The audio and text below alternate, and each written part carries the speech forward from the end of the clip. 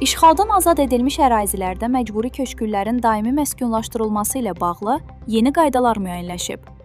Prezident İlham Əliyevin təsdiqlədiyi qanun dəyişikliklərinə əsasən, işğaldan azad edilmiş ərazilərdə daimi məskunlaşdırma fondu yaradılır. Fondun tərkibinə daxil olan yaşayış sahələri keçmiş məcburi köçkünlərə artıq icarə müqaviləsi əsasında deyil, mülkiyyət hüququ ilə veriləcək.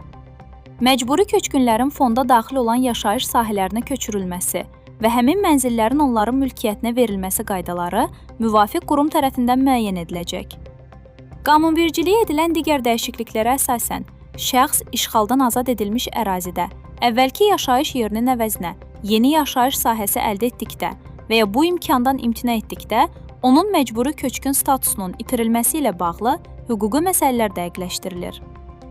Bununla yanaşı, məcburi köçkün statusunu itirən şəxslər üçün sosial müdafiə tədbirlərinin 3 il müddətində davam etdirilməsi nəzərdə tutulur.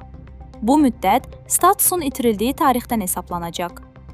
Artıq yeni ərazilərdə mənzil əldə etmiş məcburi köçkünlərin də nəzərdə tutulan hüquqi imtiyazlardan yararlanması mümkün olacaq.